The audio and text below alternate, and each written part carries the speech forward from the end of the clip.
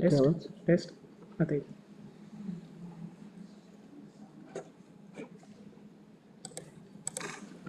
Is it audible to everyone?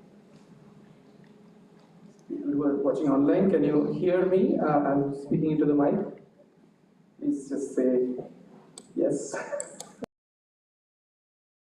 Yes. Okay.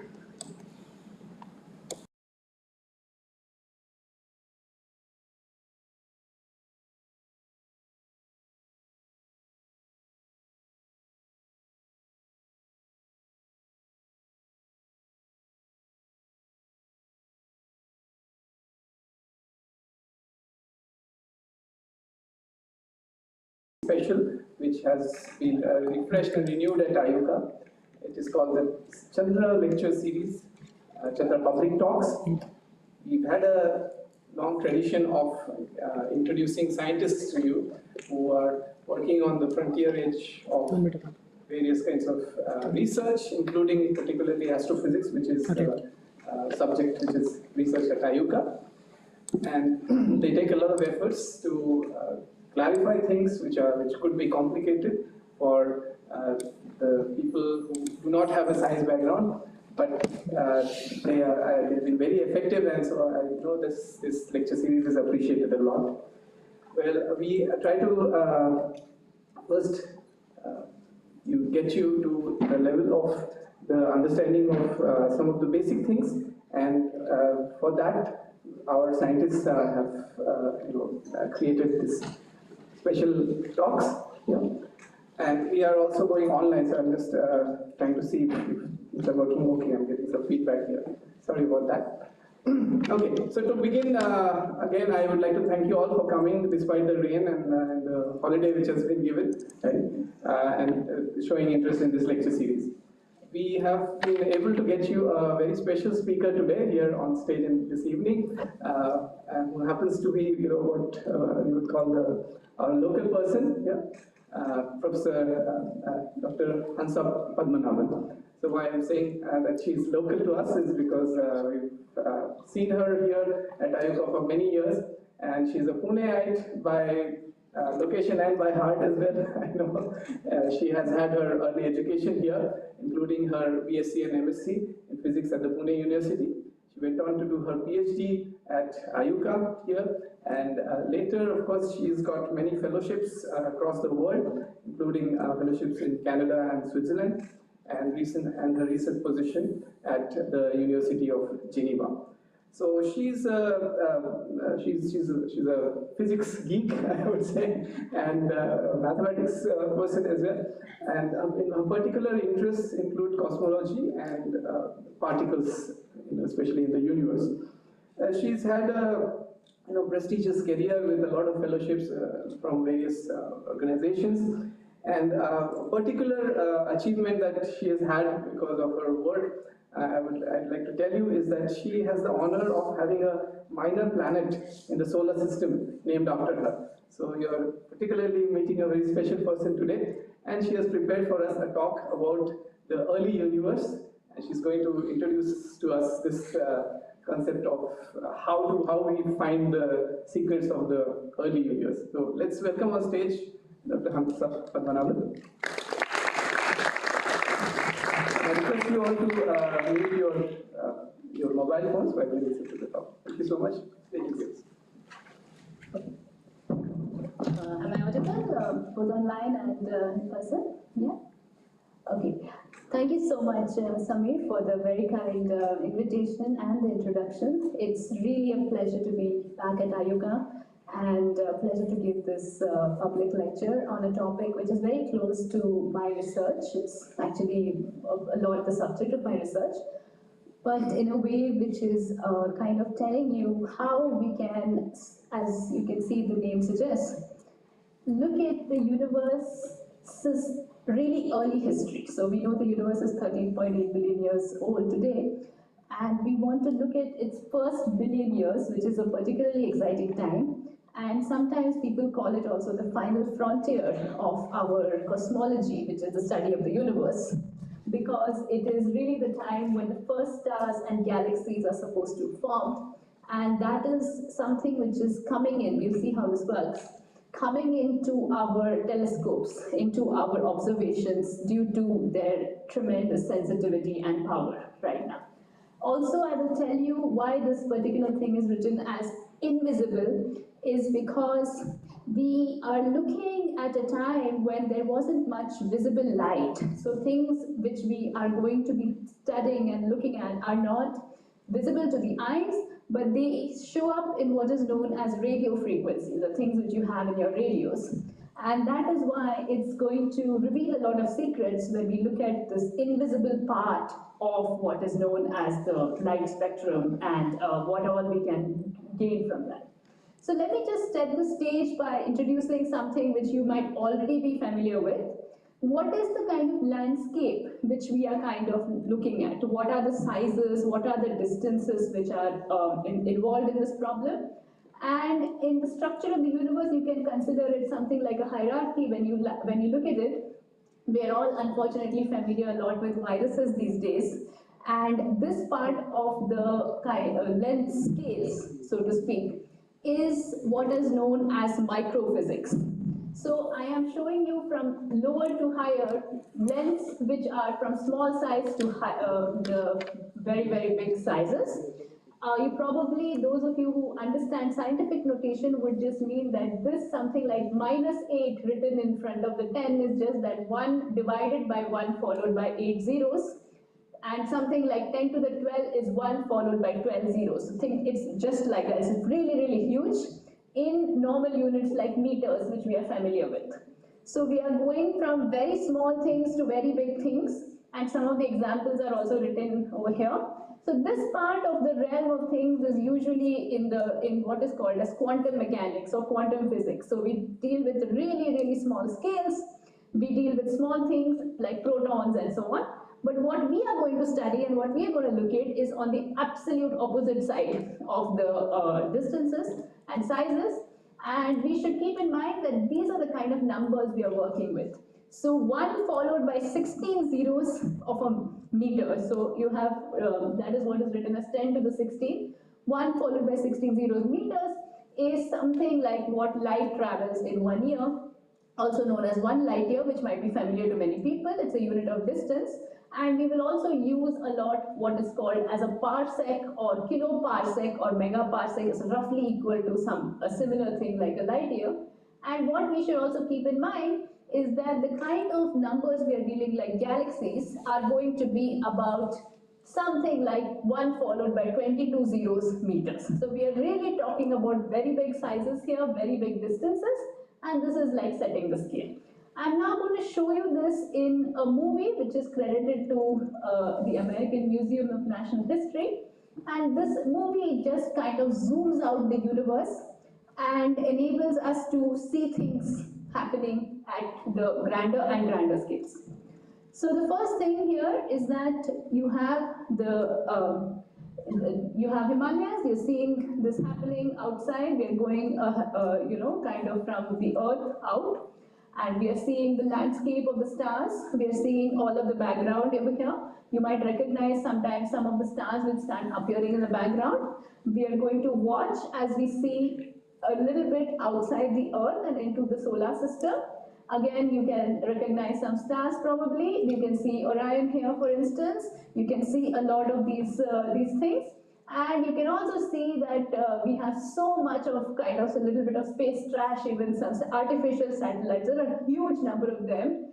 And of course, the useful satellites also which are there.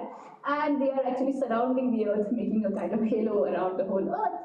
And now we are going to zoom out even more, and you can actually see that as you should keep an eye on the distances which are written here. As we keep going on and on, we are now seeing a little bit the sun in the background, and we are going further. And now you will also see that other things start coming, and now you can see the light travel time is 1 second. So it's 1 light second away from us that you'll see all of these things. And you'll see the reaches of the solar system coming into the picture. You can see these planets. We're all familiar with the several planets, Mercury, Venus, and all of those. And here you can also see that the light travel time is increasing. we're going ahead.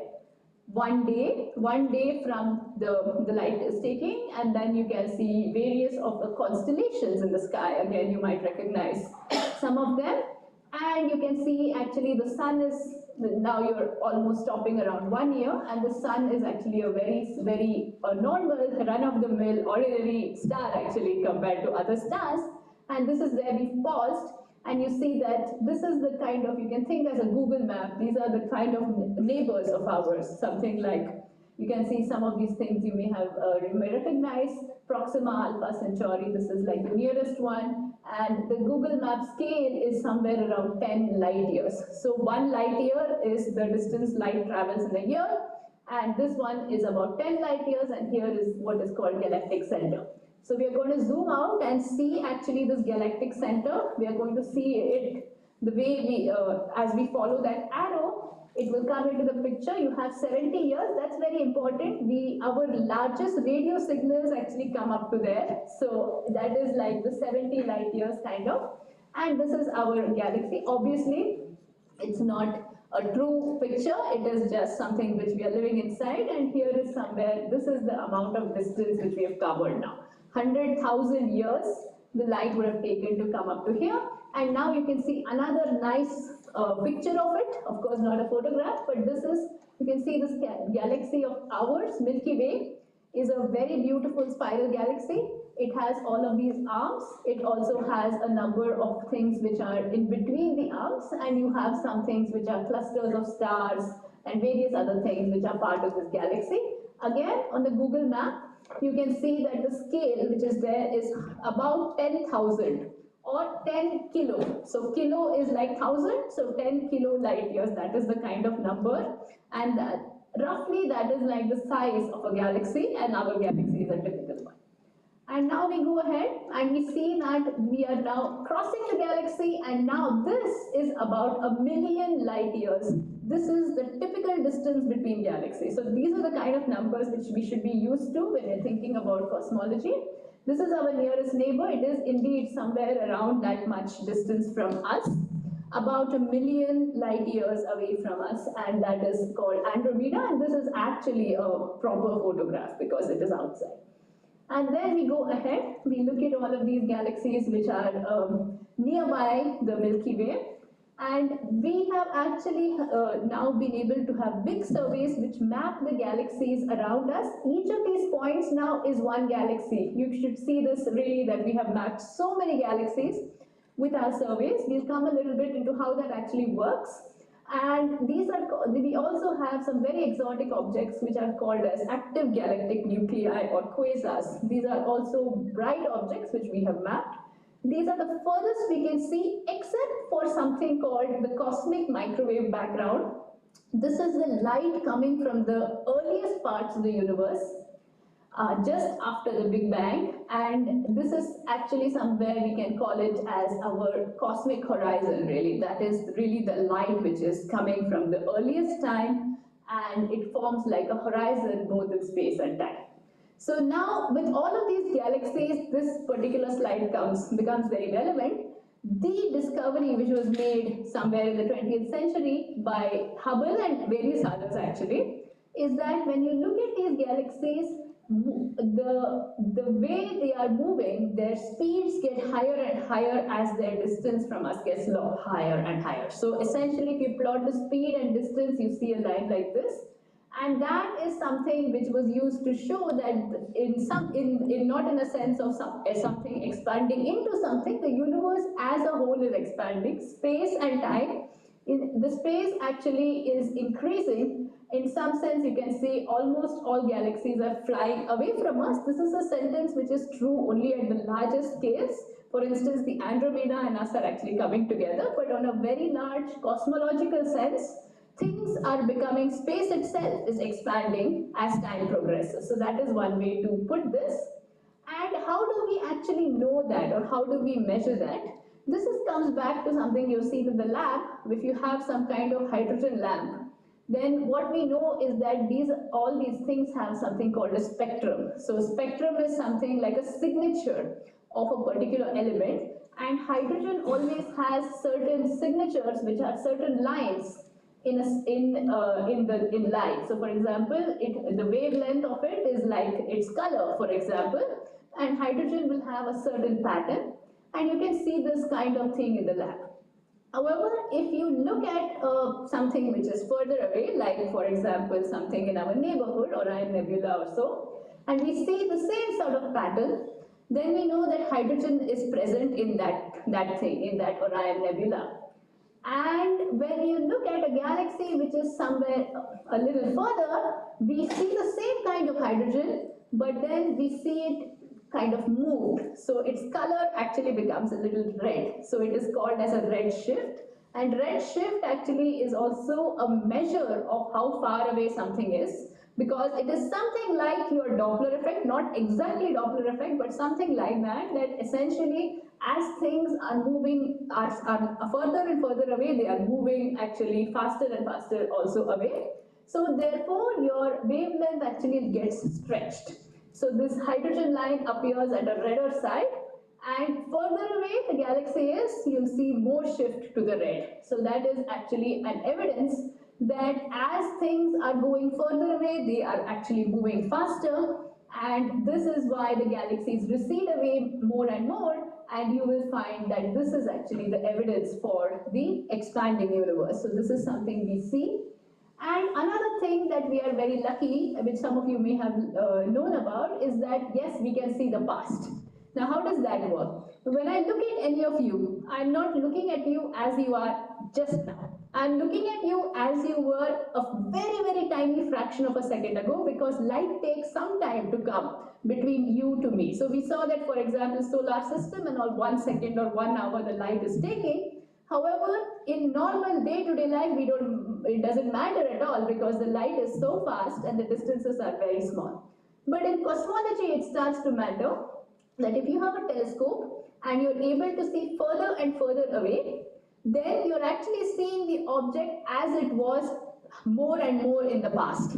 So actually you're seeing older and older objects as your sensitivity improves. Of course, you can't see the same object as it was in the past. That would violate a lot of things like causality and so on. But you can see snapshots of the universe as they were a long time ago when you look at them very far back in space. So that is really the whole crux of the story. If you look further and further away in the universe, which we today can do with James Webb Space Telescope, which you must have heard of, and various other things, you can actually see the past in some sense. In that sense, we are very lucky as archaeologists. So therefore, if you kind of look at the universe and you ask what are the milestones in its evolution, according to our standard laws of physics, you have, for example, what we call as Big Bang. That is just a name actually to quantify the ignorance that we have in this very first early time, where, as I said, this quantum mechanics and gravity have to come together to form a consistent picture. And then at some point you had the first atoms, and this is the point we will focus on, where things came together under the influence of gravity, and the first stars lit up our universe. It is known as Cosmic Dawn. Sometimes it is known as a Cosmic Renaissance, because before that there was no light and suddenly there was light, and so the end of something called Dark Ages. And then we had various things, and as you can see that today is actually, humans are very, very close to the end of the day. And finally the sun will become a red giant, but that's only like 8 a.m. tomorrow. So that's essentially what has happened if you put the entire universe in one day. And now when we think about the universe, we want to think about what is there in the universe. Probably many of you know that a lot of the universe is actually dark in nature. So people are not sure exactly what are these dark components. There is something called dark matter, which we have not seen in the lab, but we have evidence for it in the astrophysical scenarios. There is something else which is making up a majority of the universe, which behaves like a fluid having negative pressure, and that kind of satisfies most of the observations. And for a name of it, you can call it as a dark energy or some kind of cosmological constant. That's what they would say. But it nevertheless remains that we do not actually know what 96% of the universe is made of, 95%.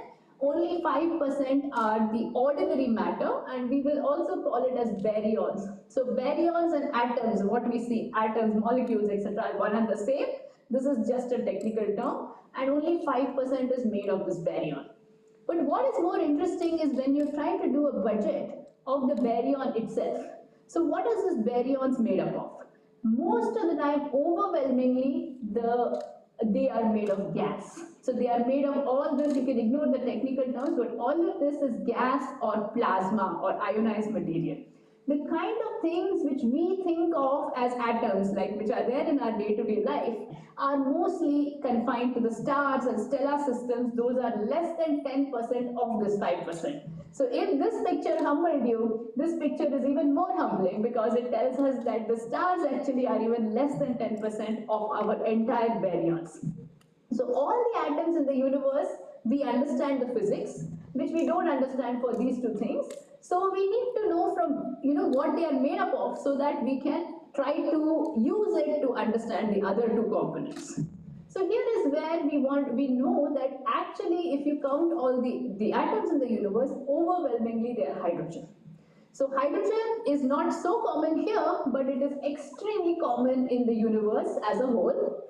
And hydrogen actually did some very interesting things as the universe evolved. So as I said, we can also see the past, we can see this evolution in a sense, and we are going to look at mostly hydrogen.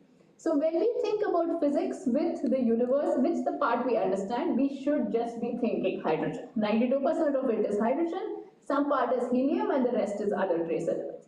So hydrogen actually went through some interesting transitions from neutral to ionized, and that is something which we call as reionization. So I'm just going to now show you here a little movie of how we think or how we have simulated hydrogen to evolve.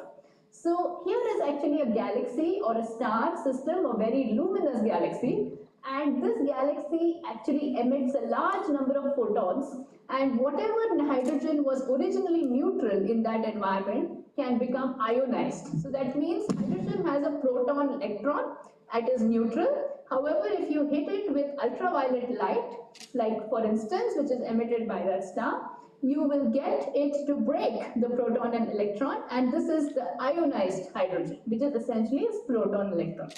It so happened that around about 1 billion years after the Big Bang, by that time, most of the stars had ionized bubbles around them. So they had, for instance, the galaxies had made a lot of bubbles of ionized gas, just as we saw in that movie. And this plasma was able to overlap. So now you can see these both movies together, that here is one object which ionized the gas around it. So originally, which was all neutral. And as many of these objects were appearing in the universe, like because star formation happened and there was structure and so on, all of these regions came together, they overlapped, and that is called as cosmic reionization. It was a milestone event in the history of the universe where all of this hydrogen was transformed from neutral form to protons and electrons, which is the ionized form. So this is actually known as cosmic reionization. You probably have heard about it in the previous Chandra lectures also from a different point of view. So this epoch of reionization is somewhere the final frontier because it happened we believe that it completed when the universe was around about a billion years. When the universe was about around a billion years old. So that is what we can look at. And now how we can see it, essentially. So how can we see this happen? And that is something where we can use about something called quasars, which is like the distant bright sources in our universe. So these quasars are actually objects which form when there are nuclei of galaxies which become what is known as active, and these are special objects. You may have heard about it in different contexts. These are thought that there are black holes in the center of these objects and so on, but nevertheless we can see these kind of quasars, and when light from the quasar comes to us, we can see how the light is being affected by hydrogen which is there in between. So for example, you may have known that there is something called an absorption spectrum. So spectrum just means a signature of an element. If you have elements in between you and something bright, like a torch, think of this as just a torch. This torch really was emitting some light and there was some absorption because of the hydrogen in between. and that is coming to us, which is called process spectrum. And actually what people have found, which we won't spend too much time, but this is one of the frontiers also, that when you see these quasars and you see all of this light, we can see evidence when the universe came from neutral to ionized, and that is how we know that reionization was actually completed. But there is just one thing about using individual things, like using galaxies or having to observe galaxies. So with, for instance, all our Hubble Space Telescope and all of these different instruments, we have been able to look at galaxies during the first billion years. So this is basically what the galaxies, this is, you can ignore what is the technical terms on this slide. This is just the numbers of galaxies as a function of their brightness. So think of this as just something like a brightness of a galaxy, and this thing is actually the numbers, how many of them are there. This is faint, this is bright. So there are so many galaxies we already know between faint and bright ends of the in numbers. However, what is very important is this is really the tip of the iceberg. So even with a telescope like James Webb Space Telescope, you won't be seeing a large number of faint galaxies, and people believe that these faint galaxies were the biggest players in this process of reionization to make hydrogen go from the neutral form to ionized form, and this could be totally hidden to normal telescopes surveys, even with very important, very sensitive telescopes. So how do we understand this reionization with the help of anything else? So for this, we need to think about the hydrogen. So hydrogen again comes to somewhere our rescue, and it comes to the rescue because neutral hydrogen, if hydrogen is neutral, it has something called a 21 centimeter line radiation. So this may be slightly technical, but just to understand in a very simple way, the hydrogen has a proton and an electron, and there is one quantum state, one state of that system in which there's what is called a spin is aligned, and another state where it is opposite. So this is called, these are just two states, think of it as two states, and when there is a jump between one state and another state, you can also show that this atom will emit light of a wavelength which is 21 centimeters, and its frequency is somewhere around 1420 megahertz. Now this is something which comes in what is known as radio frequency. So these are numbers which you'll be familiar with when you have radios, for example, tuning. So these are not things which you can see with your eyes. So they are not part of the visible light, but this is definitely what is used in understanding hydrogen from our own galaxy in a very big way. So our galaxy is having a lot of neutral hydrogen. This is actually a map of our galaxy done in neutral hydrogen. And you can see that more dense regions have more hydrogen like this, and more fainter ones don't have, just a color map. And this is happening because we can map this 21 centimeter line of hydrogen in our galaxy. In fact, we can do better. We can go and look at this 21 centimeter line from the early universe, and that is something which introduces a technique which is very new, which has just been developed called intensity mapping.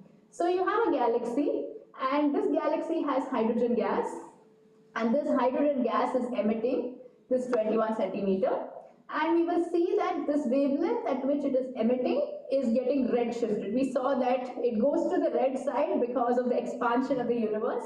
This galaxy is very far away. All this light is coming to our telescope very red. So we know that we can make a map of where that galaxy is sitting because we have this 21 centimeter from that galaxy, and we will know that it is coming from a certain point in the universe just because how much stretched it is tells you where it is. Now we can do the same thing for another part of the universe which is closer to us. Again, we get a similar kind of map, but in a different color, so to speak, because essentially what is happening is you have the same 21 centimeter, but it is shifted by different amounts depending on where it is. So this is known as intensity mapping. You want to take your telescope to make certain maps of the 21 centimeter of the hydrogen at different points in our universe, and thereby you can understand how it has been evolving. So you are understanding how hydrogen evolves in this 21 centimeter, and that is extremely important for several reasons. So the first reason is that I told you that we have galaxies in our universe, and we have mapped certain regions. If we saw in that original American Museum of History movie, we mapped a certain part of the universe directly in galaxies, but that's an extremely small part. When we think of the whole universe, when we think of cosmic dawn and all of these things, dark ages and reionization, we haven't seen any of this in the galaxy. Galaxy is here. There is this cosmic microwave background which people have of course looked at in detail, but that is only one single surface at a very large distance from us. But in between, we would love to fill this gap, and that is something this intensity mapping is promising to do, because really you have map of this hydrogen which is filling the space between our galaxies and our edge of the universe. So this is really the whole power which it can bring, this new technique, and also it can help us to understand reionization, because it is really in mapping that particular element which is hydrogen, which is doing this process and is taking part in the transition between this dark ages and our current universe. There's also other advantages. So for example, this is definitely not something you can see with your eye, you're seeing it in radio, but you can see that if you have galaxy, again this is another way of showing that the galaxy survey is here, but the cosmic microwave background here, everything in between, in principle you can get it from 21 centimeter. And you can also write down, this is a little more technical, but just to understand that if you have so many maps, you will have a lot of information. Now information is counted in something called modes, and there's a mathematical way to define that and so on. But just to understand that whatever information we have from here and from the galaxy at present, you can have 10,000 times more than that because of this uncharted area. So that is also very powerful, and that is good for doing cosmology or understanding fundamental physics, because this is really the biggest data set we are ever going to have.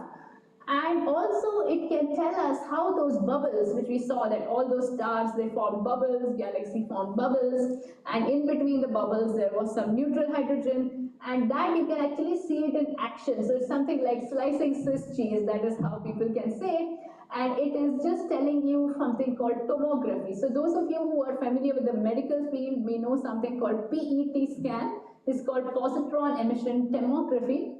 And that tomography there just stands for three-dimensional picture. So that's what we want to do. We want to make a three-dimensional picture of our universe, and that is something that we can do with the help of this 21 centimeter.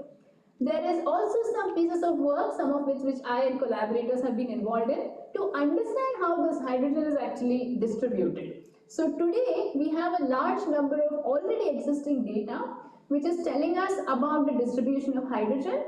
And what it suggests is that we can actually build up a consistent picture of the hydrogen, how it evolved in the universe for the last several billion years, and try to predict what telescopes are going to see. So radio telescopes are the ones which are going to be doing all this intensity mapping, and we can predict what kind of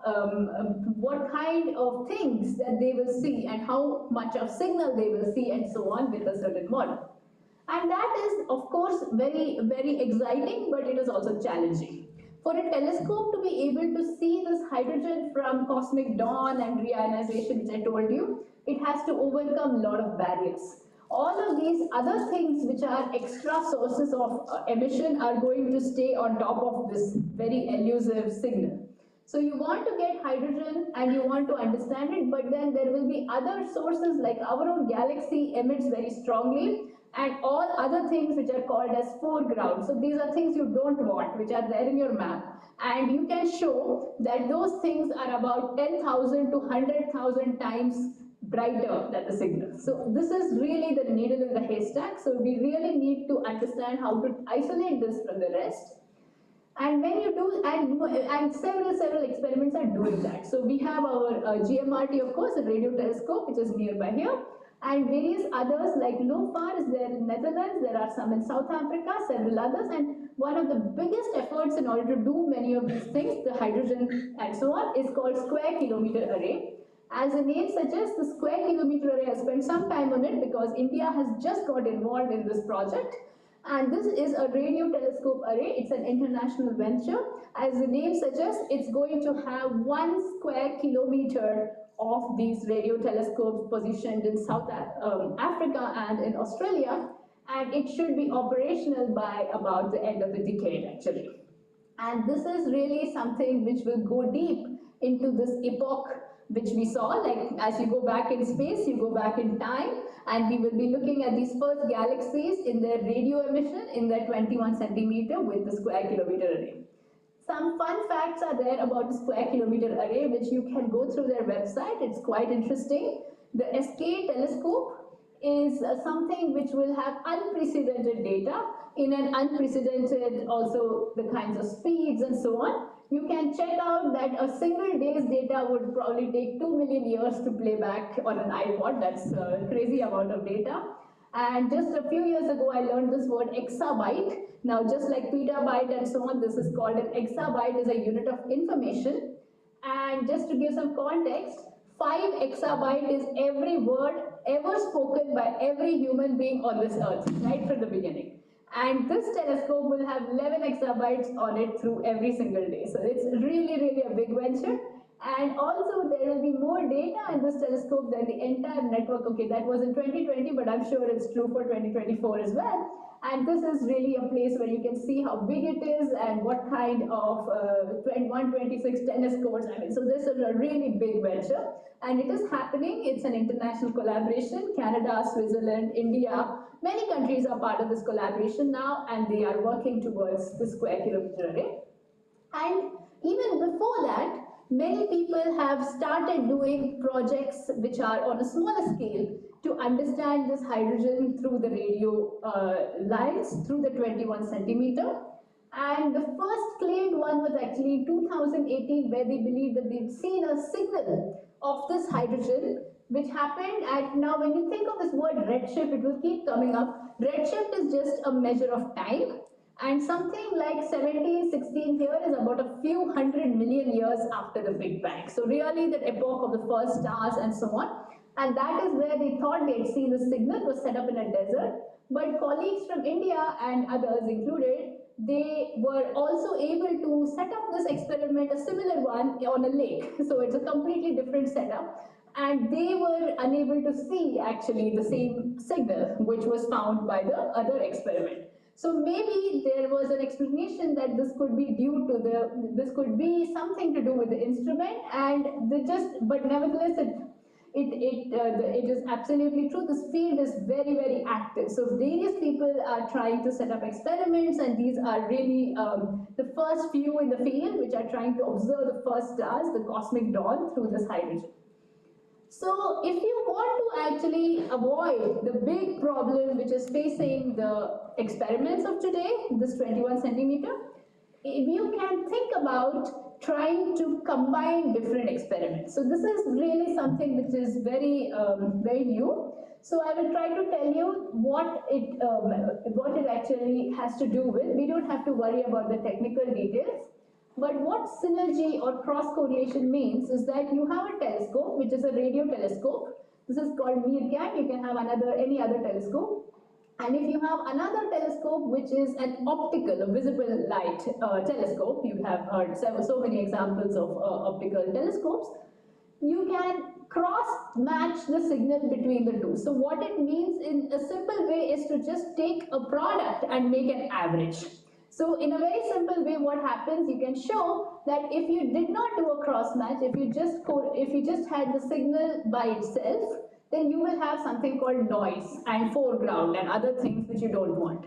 But if you take one telescope and another telescope and try to combine it in a very interesting way called cross correlation, you can show that most of the time you will not have these noise, because what it means is they just average out. It's something like, you know, a sine function averaging out to zero, because the terms just are not, they are not matching each other, right? So that is exactly what happens here, that you have two different kinds of things and you want to just get out your signal. So that is something people already have tried. And what is now very promising, by now I mean last 5 years, is that you can do this with non-hydrogen. So it is not just hydrogen that you use.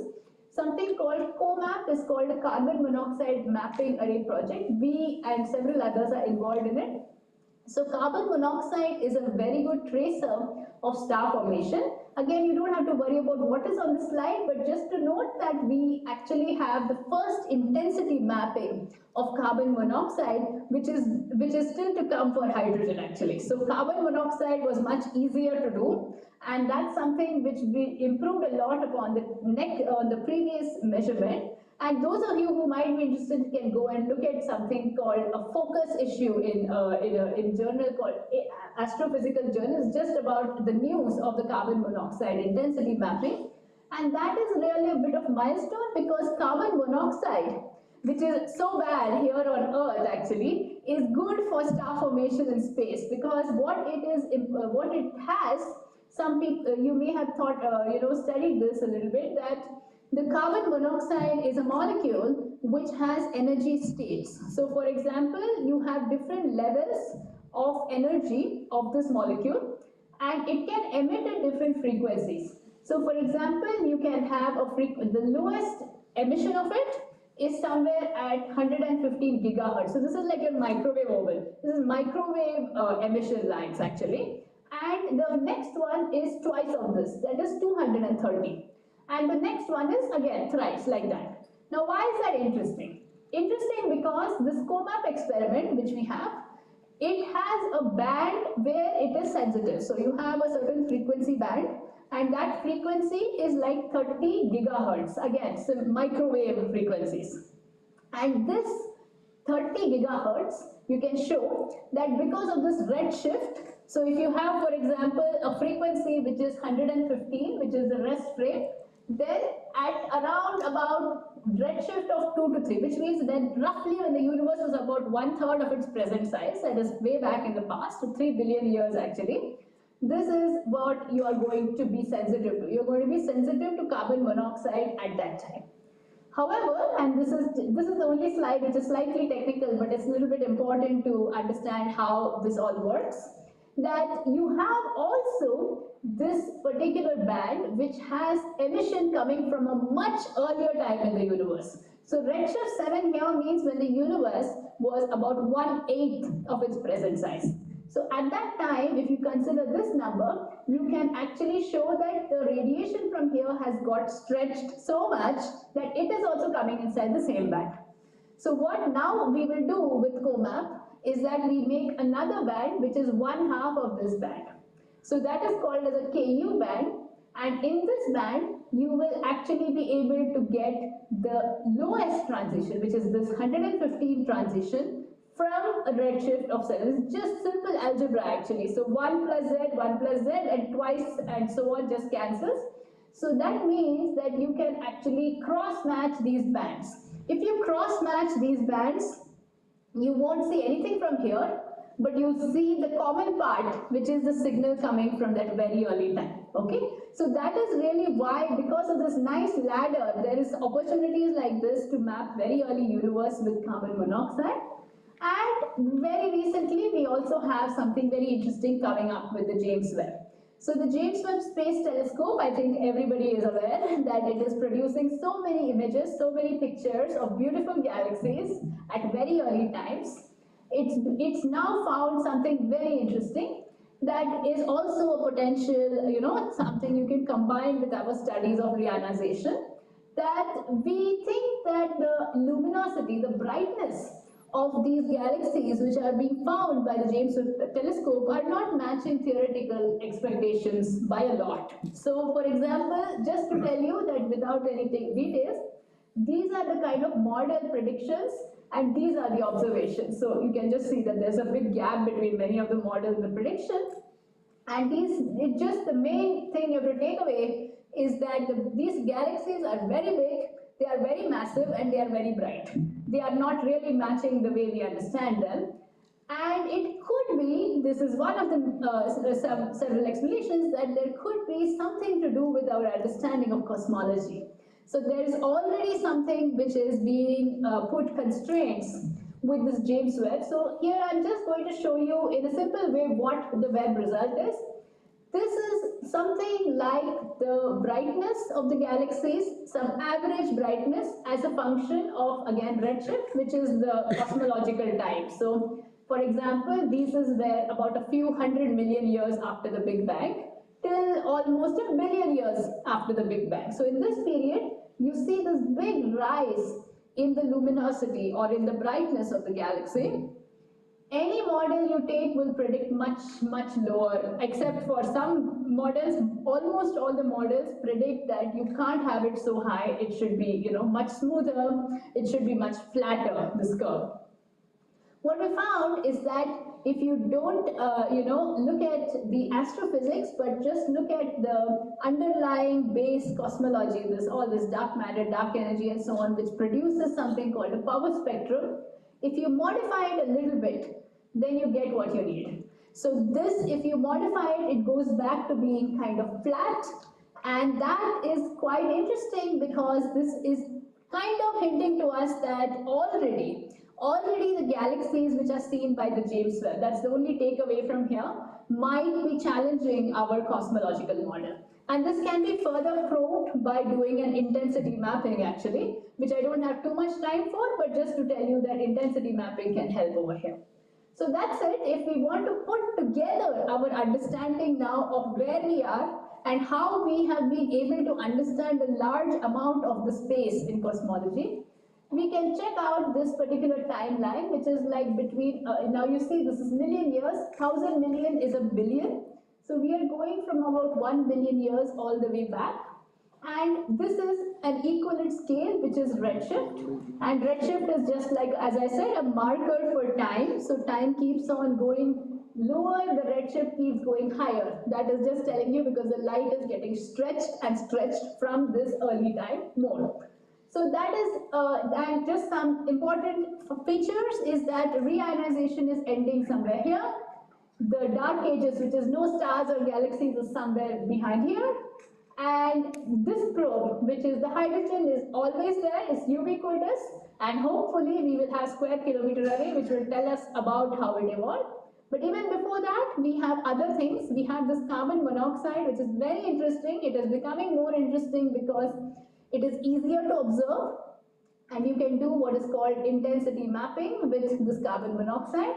You can use the fact that there is a ladder of the states of carbon monoxide to probe even early times with this molecule, which was very, very interesting, and it has not been done with hydrogen so far. There are two other, or many other, these are two important ones. Elements, like actually these are ionized carbon, ionized oxygen. People are building some balloons and other kind of telescope in order to actually make maps of that also. And that will probe the epochs, which are somewhere around a few 100 million years even after the Big Bang. So that will be other wavelengths to do that. One can show also that you can do intensity mapping of what is called as a Lyman alpha line. So hydrogen has another transition, maybe many of you have heard of it. It is called the Lyman series. And you can intensity map that and find out something which will be able to connect to your James Webb results. One thing which I did not have that much time to talk about, but maybe many of you heard, is that there is a multi-messenger prospect over here, that there are gravitational waves. And we have been able to sort of find that the gravitational wave from certain very massive black holes emits in the nanohertz frequency. So that is something called pulsar timing. Again, some of you might be familiar, but just to show you that this is where it comes into the picture. And so we have pretty much tied our cosmological landscape with all of these different experiments, and now the whole point is to combine them properly. And I will end by just telling you about a few questions we can potentially answer with all this new data. First is, I told you that there is this Big Bang which we still don't understand. It's just the beginning of the universe as we know it, and beginning of everything, space and time. But we do understand everything from a very, very, very tiny fraction of a second onwards. And the very first epoch after the Big Bang is known as cosmic inflations. So that is something, again, people may have heard. This is something which comes up in cosmology. There are models. How did the universe behave in the very first few fraction of a second? It can be shown that a certain number, a certain parameter, one is called FNL, essentially, there is one of several parameters, has to have a certain value for the universe to behave the way it behaves today. And this parameter is going to show up in the hydrogen map. So for example, if this parameter was very strange, we will see a hydrogen map or intensity map which is very different from what we expect. So this is actually something much stronger. We found that it can do real things to our map, which we can finally come back and see what happened at just after the Big Bang. The other thing is, if we take a look at all these very beautiful pictures, these are false color images of dark matter. So of course you can't see dark matter, but there is something called gravitational lensing, which again you may have heard of, which allows you to probe roughly how this dark matter is distributed or where it is roughly. And that's what's shown in blue, and gas is shown like this, but we still don't know what it's made of. So we don't know what dark matter is made of, and different people have different models for it. And again, some kinds of models of dark matter will show up as signatures in the hydrogen because the hydrogen is on top of the dark matter. So dark matter is a lot of it, and hydrogen is just some part, like 1/6 or something. And so where the dark matter goes, the hydrogen usually follows that. So if the dark matter is of a certain form, then the hydrogen's map will look a certain way. So that is really how we can probe really what is dark matter from this intensity mapping.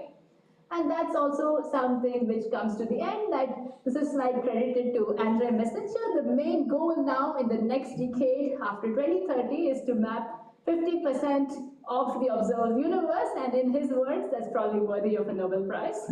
So this is really the big aim of all of these different intensity mapping experiments, to probe everything that we can probe and try to answer fundamental questions. So that's it. Let me conclude by telling you that we are now able to observe the furthest and the earliest galaxies in our universe.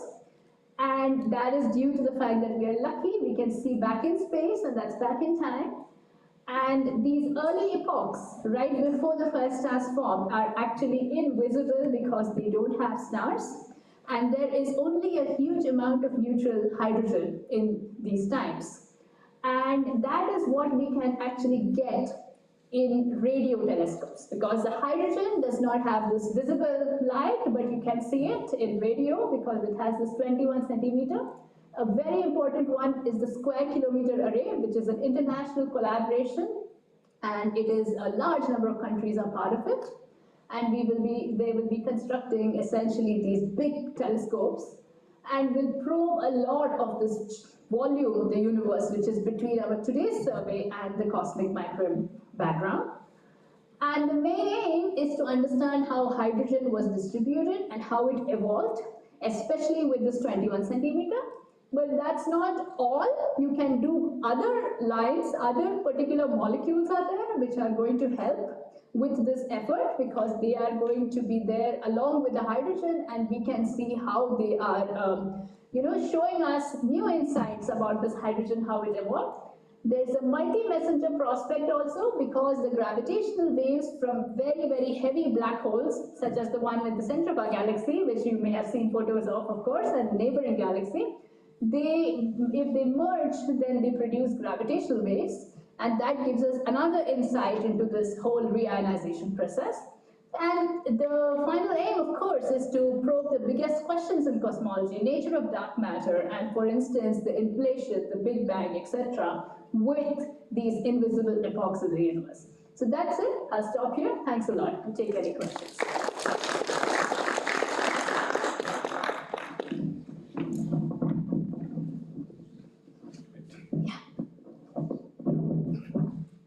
Thanks, Hamsa. We we are open to questions. If you have any queries, please raise your hands. We will come to you with the microphone. Those online may also put their questions on the chat, and I'm going to try to read them from here.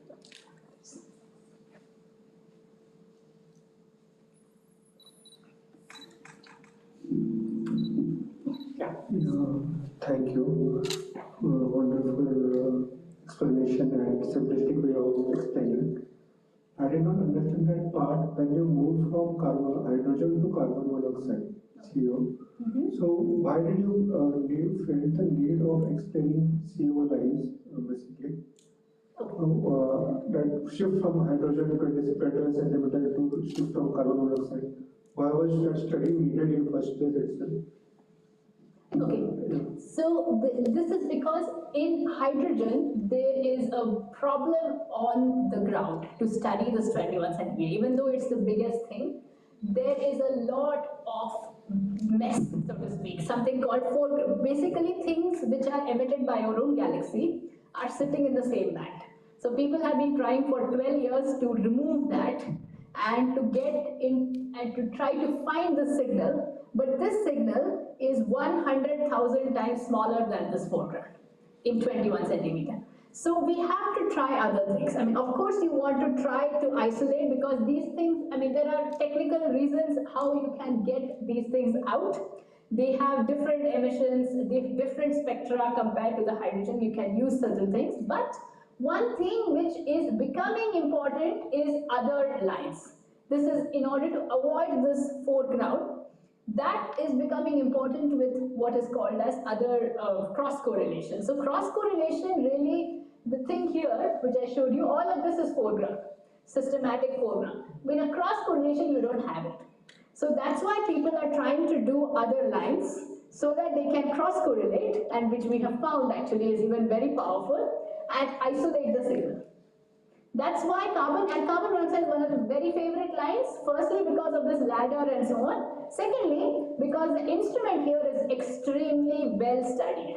Like if you go to this microwave frequency, people have been doing it for several years when they were studying cosmic microwave background. So all the technology is there with us, which is not there in the case of 21 centimeter. So that's why that has become very interesting. So, what is the level of deeper understanding of hydrogen up till now, so that we can enhance it to make mini fusions, or the recent concept of sun in the box, which is going on? I mean, mini fusions which we are trying to implement, some startups are trying to implement. Mini fusions. Okay, no. This hydrogen is very different from that hydrogen. So hydrogen in the earth is actually something which people are going to do, for example, renewable energies and so on. I'm talking about hydrogen on a very different scale. This is hydrogen which is there several thousand light years from us, several 100,000 light years from us. We can't use it here. But what that hydrogen is actually an understanding of the dark matter and of cosmology, because that hydrogen has nothing to do with planets or stars or anything like this. It is just there in the universe, and there is a huge amount, and we are trying to understand it so that we can understand cosmology. So does that understanding of that hydrogen help us to build their mini fusions? I don't think so. I think they are very different subjects. So you can't really, maybe, I don't think there's any connection actually, because it's a cosmology, yeah. Question? Thank you, ma'am. I had a similar question regarding carbon monoxide IM. So actually, the carbon monoxide is not that much abundant as hydrogen. So will it affect the observations? Yeah, it's a great question. Carbon monoxide is not as abundant, but there is enough of it, especially at this particular redshift. So if you go back and you look, actually it's about 2 billion years. Redshift of 2 and redshift of 3, like this. If you see the universe, at this point, the universe was making stars in a frenzy. Actually, the star formation rate was very high, and carbon monoxide always shows up when the star formation rate is high. So even though carbon monoxide is in general not abundant, we hope that it is extremely abundant here, and that's why we detected this, for example, and so on. And we also hope that it is there whenever stars are there. So stars formed, we think that the first galaxies formed around about redshift 15, which is like few 100 million years, and we are only thinking of things after that. So after that, there has to be a lot of carbon monoxide, and the reason is it's so easy to get that whatever is there will help us to get at the hydrogen, and that's the spirit. Yeah. Thank you, ma'am. Sure.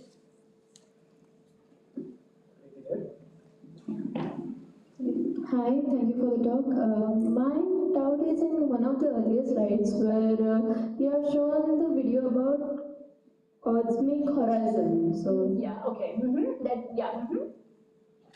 Yeah, sure. So I think it's the one with the yeah, that one, yeah. the after that. Yeah, after that. That's So over here, I'll ask my doubt mathematically. It shows like similar to mod X.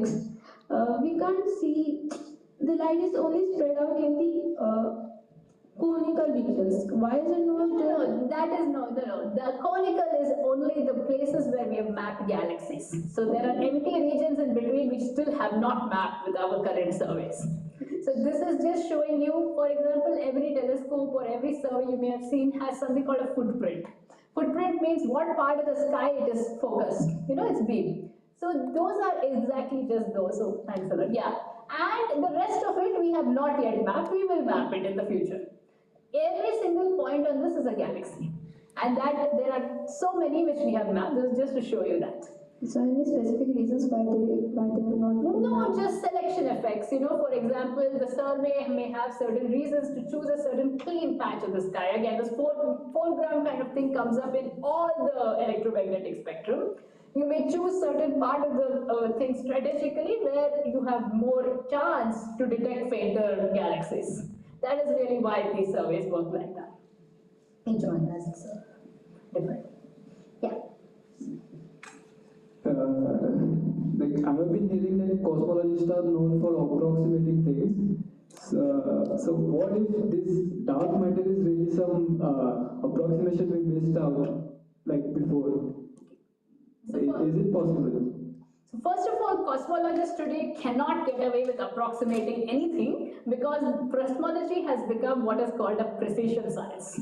So precision science is something where you have things measured. The observations are telling you things to 1 part in 1,000, accurate to 1 part in 1,000, and you cannot get away with any error which is, somewhere beyond that. So we have to do, and not only that, there are so many different types of observations that cosmology is not approximate anymore. You may have heard of something called Hubble tension. Hubble tension meaning that the Hubble constant is inaccurate, even if it is inaccurate to 1 or 2 kilometers per second per megaparsec, you are going to have what is called as 5 sigma tension, which is a big uncertainty. So things are accurate to very, very, very fine precision. So definitely that's one thing which we cannot do anymore, which we could, people were doing that in the past when there was no data, but now we can. Secondly, this dark matter as it is, whatever we have seen of it, we cannot actually see that. But whatever observations we have from different things, like this cosmic microwave background, for example, as well as galaxies, and as well as, for example, some of this what I call gravitational lensing. Now, lensing means that you have a big amount of matter, and it changes the way the light is moving, and then you see a different image than what actually existed. So with this kind of lensing, you can actually map dark matter in some sense. You can see where it is and what it's doing. All of them are pointing towards what is called as cold dark matter model, which is what essentially I was showing. And something what one of the candidates for dark matter, part of dark matter is called axion. That also is some of you may have heard.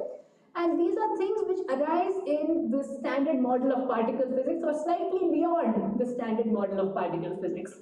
So this essentially, until it is found in the lab, after 40 years of experimentation, we still haven't found it. Until it is found in the lab, we only have all of these hints, but all these hints are somewhere in general pointing in the same direction. If dark matter had a completely different form, as you say, you have to explain a large number of observations with that dark matter, which at the moment many models are finding difficult to do. That is how it is. So you have this cold dark matter which is working fine. Only thing is we have not seen it. And if and when we do, it will be the solution to dark matter. Otherwise, we have to rely on the cosmology for it.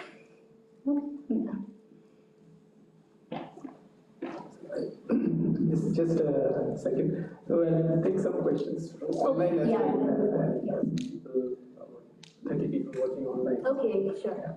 So there are questions about the very early universe, which is probably not what you were not covering here. Sure.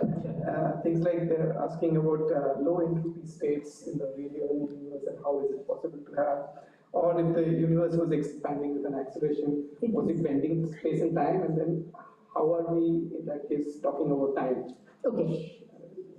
So, Okay. you can answer them, or you can point them to some place where they can find more answers. Okay, now these are all very interesting questions. That's something which, of course, I did not have time to cover because I'm talking really after all of this happened and when the first stars formed and so on. But indeed, these are going to give us clues to that very, very early time, very early universe. Some of these questions have to, which for instance do with low entropy state and all that, has to happen when we have full understanding of the quantum theory of gravity. Now, why quantum theory of gravity? Because gravity was operational at the early universe. You had these extremely small scales, but you also therefore needed quantum mechanics. So we do not yet have a consistent picture of the quantum theory of gravity. It is possible that some theories of gravity lead to signatures which are visible in this hydrogen, for it will have their imprint, and in that case it would be great because with large number of intensity maps we can come back to that. And yeah, what was the second question was essentially also that how space and time. So always think of the expanding universe as space itself expanding. So that was something I didn't have too much time to cover, but I'm sure people have covered it before. Always think of it only, not that we are in the center of the universe. The fact that almost all galaxies are flying away from us, every galaxy will say that.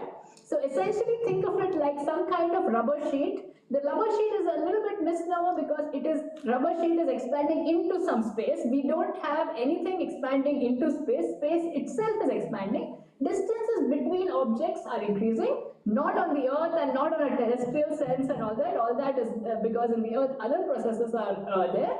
But it's only at this megaparsec. So when you think of these kind of scales, only when you go above here, you can think of expanding universe. So space between those points is expanding. So you should think of it like that. Think of, for example, also another way to think about it is some kind of cake or some kind of dough flour, which has raisins stuck in it, and this cake is rising. And then all the raisins will find that they are further away from each other as time progresses. So this is an expansion of space in time. So there isn't a problem with relativity or anything.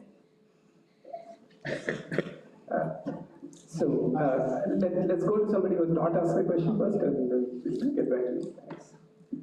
So, ma'am, it was a great lecture actually. I had a doubt regarding how can we integrate the IFS, integral field spectroscopy, and the intensity mapping techniques to further the field of study. So intensity mapping really is spectroscopic. So in intensity mapping, in some sense, you have extremely good spectral resolution because you want to get, for example, in COMAP, I told you that you probably know that there is this Ka band, which is 30 gigahertz. Now its spectral resolution, so it's each of these strands 30 megahertz. So we have already R of 1000, R of 500, R of 1000 is very routine in intensity mapping. And in this kind of picture, the spatial resolution actually is very bad, which is fine, because in intensity mapping, we want to map everything. We don't care about the individual objects. If we care about the individual objects, we'll pick up only the bright ones. So that is, in that sense, it is indeed a spectroscopy, but also you can say that things like if you consider James Webb or those kind of spectroscopic instruments, they will provide us the spectra of objects which will show up also in the intensity map. So you can think of some kind of cross correlation between this individual object and the map, Indeed, that was the first time when intensity mapping was done in 2010 actually. The first time it was done, they made a map of 21 centimeter in which they used galaxies. They used the galaxy to cross-correlate, to actually find the position of this 21 centimeter. So yeah, there are many ways in which you can score. There's a scope for having a synergy between these two things, and intensity mapping is spectroscopic.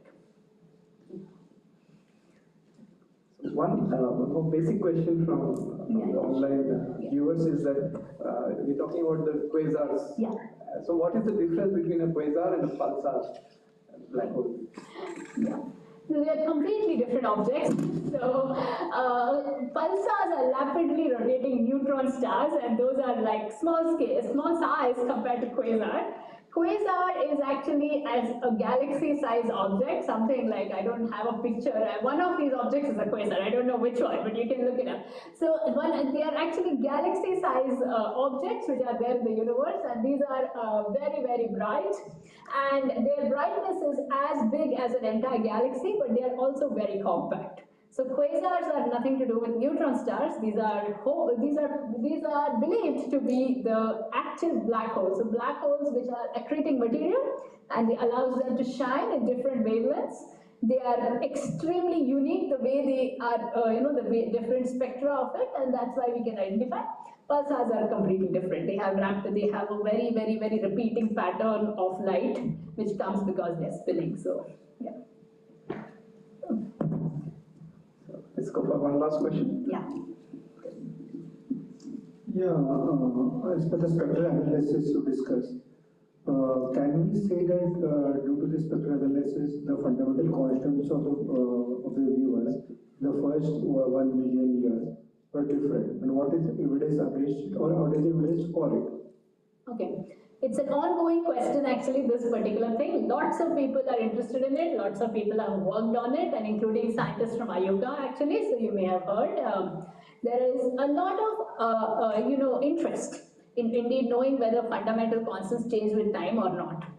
And at the moment, most of the pieces, all the evidence points to them being constant. So there was in the past one of the claims that with the spectra you can actually probe the fundamental constant, and it is changing a little bit. But further studies, especially from the scientists in IUCAA, found that this was not the case. And if you look at all the errors in the analysis and everything, things are sort of stable. But the thing which this intensity mapping will do will provide a very excellent test bed for it. So when I told you about fundamental physics from this intensity mapping, one of the things which they would like to verify is this fundamental constant. Because if suppose there was a difference, between this wavelength and that wavelength, so you have, for example, different epochs, then you can very easily test these kind of things, whether fundamental constants vary with time or not. But at the moment, most of the things are coming towards the same. They're not varying. It's boring, but true.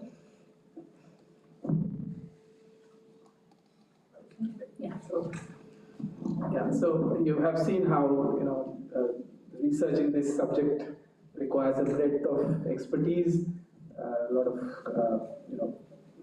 observation as well, which can also include a lot of data analysis. And so all these things have to be combined together to perform and get expertise in this subject, which we are very happy that Hamsa has obtained. And she has also made an effort to basically get it down to a level where all of you can understand and also maybe get inspired by to work in this field. Right? So let's thank her again for giving us a good talk.